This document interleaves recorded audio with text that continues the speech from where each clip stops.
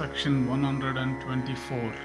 Vaisampayana said, after the birth of Kunti's sons and also of the 100 sons of Dhritarashtra, the daughter of the king of the Madras, privately addressed Pandu, saying, O slayer of foes, I have no complaint even if thou best unpropitious to me. I have, O sinless one, also no complaint that though by birth I am superior to Kunti, yet I am inferior to her in station. I do not grieve, O thou of Kuru's race, that Gandhari hath obtained 100 sons. This, however, is my great grief, that while I and Kunti are equal, I should be childless, while it should so chance that thou shouldst have offspring by Kunti alone. If the daughter of Kunti Boja should so provide that I should have offspring, she would then be really doing me a great favor and benefiting thee likewise. She being my rival, I feel a delicacy in soliciting any favor of her. If thou best, O king, propitiously disposed to me, then ask her to grant my desire. Hearing her, Pandu replied, O Madri, I do revolve this matter often in my own mind, but I have hitherto hesitated to tell thee anything, not knowing how thou wouldst receive it. Now that I know what your wishes are, I shall certainly strive after that end. I think that, asked by me, Kunti will not refuse. Vaisampayana continued. After this, Pandu addressed Kunti in private, saying, O Kunti, grant me some more offspring for the expansion of my race and for the benefit of the world.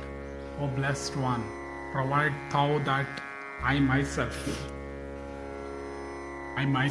my ancestors, and thine also, may always have the funeral cake offered to us.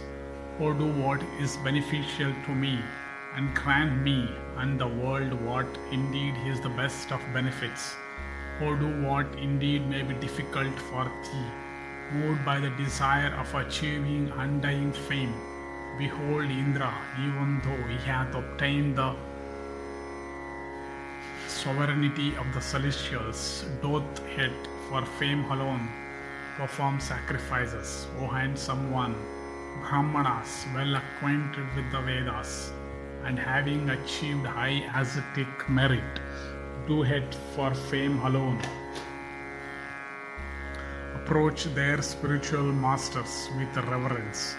So also all royal sages and Brahmanas, possessed of ascetic wealth, have achieved, for fame only, the most difficult of ascetic feats.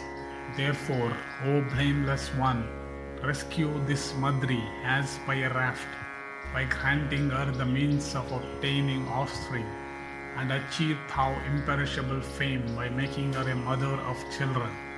Thus addressed by her lord, Kunti readily yielded, and said unto Madri, Think thou without loss of time of some celestial, and thou shalt certainly obtain from him a child like unto him. Reflecting for few moments, Madri thought of the twin Ashwins, who coming unto her with speed begat upon her 2 sons, that were twins, named Nakula and Sahadeva, unrivaled on earth for personal beauty. And as soon as they were born, an incorporeal voice said, In energy and beauty these twins shall transcend even the twin Ashwins themselves. Indeed, possessed of great energy and beauty, they illumined the whole region. O king, after all the children were born, the rishis, dwelling on the mountain of 100 peaks, uttering blessings on them and affectionately performing the first rites of birth, bestowed appellations on them. The eldest of Kunti's children was called Yudhishthira, the second Bhimasena, and the third Arjuna. And of Madri's sons, the firstborn of twins was called Nakula, and the next Sahadeva. And those foremost sons of Kunti, Kurus born, at an interval of 1 year after one another, looked like an embodied period of 5 years. And King Pandu, beholding his children of celestial beauty and of superabundant energy, great strength and prowess, and of largeness of soul, rejoiced exceedingly, and the children became great favorites of the rishis, as also of their wives, dwelling on the mountain of 100 peaks. Some time after, Pandu again requested Kunti on behalf of Madri, addressed O king by her lord in private. Kunti replied, having given her the formula of invocation only once, "She hath, O king, managed to obtain 2 sons. Have I not been thus deceived by her? I fear, O king, that she will soon surpass me in the number of her children. This indeed is the way of all wicked women.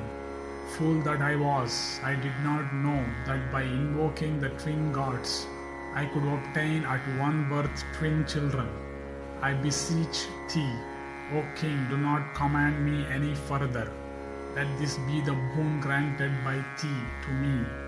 Thus, O king, were born unto Pandu 5 sons, who were begotten by celestials, and were endued with great strength, and who all lived to achieve great fame and expand Kuru race, each bearing every auspicious mark on his person, handsome like Soma, proud as the lion, well skilled in the use of the bow, and of leonine tread, breast, heart, eyes, neck, and prowess. Those foremost of men, resembling the celestials themselves in might, began to grow up, and beholding them and their virtues growing with years, the great rishis dwelling on that snow-capped sacred mountain were filled with wonder, and the 5 Pandavas and the 100 sons of Dhritarashtra, that propagator of the Kuru race, grew up rapidly like a cluster of lotuses in a lake. Thus ends the 124th section in the Sambhava Parva of the Adi Parva.